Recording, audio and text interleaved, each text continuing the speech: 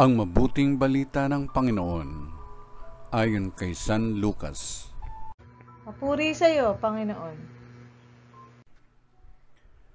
Noong panahong iyon, sinabi ni Jesus sa kanyang mga alagad, "Sinasabi ko sa inyo, mga nakikinig, ibigin ninyo ang inyong mga kaaway, gawan ninyo ng mabuti ang mga napupuot sa inyo, pagpalain ninyo ang mga sumusumpa sa inyo, idalangin ninyo ang mga umaapi sa inyo.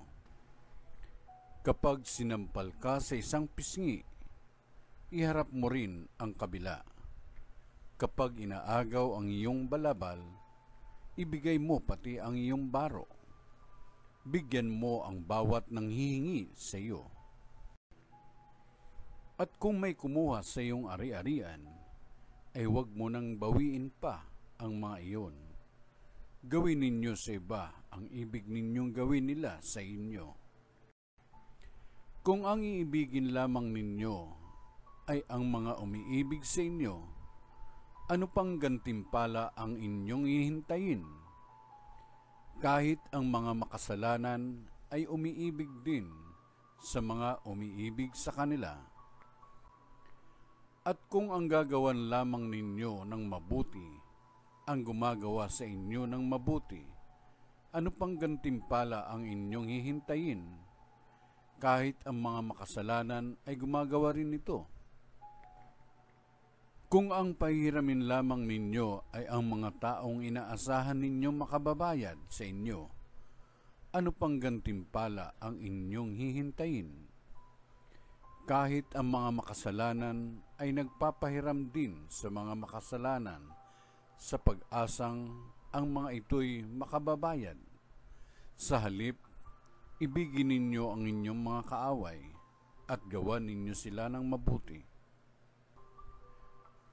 Magpahiram kayo na hindi umaasa ng anumang kabayaran.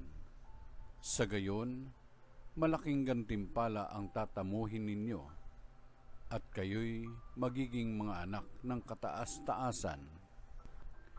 Sapagkat siya'y mabuti sa masasama at sa mga hindi marunong tumanaw ng utang na loob. Maging mahabagin kayo, gaya ng inyong Ama. Huwag kayong humatol at hindi kayo hahatulan ng Diyos.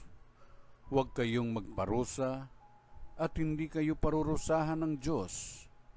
Magpatawad kayo sa inyong kapwa at patatawarin kayo ng Diyos. Magbigay kayo at bibigyan kayo ng Diyos.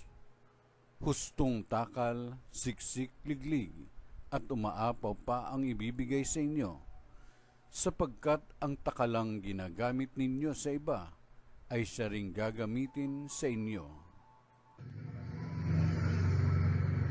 Ang mabuting balita ng Panginoon. Pinupuri ka namin, Panginoong Jesucristo.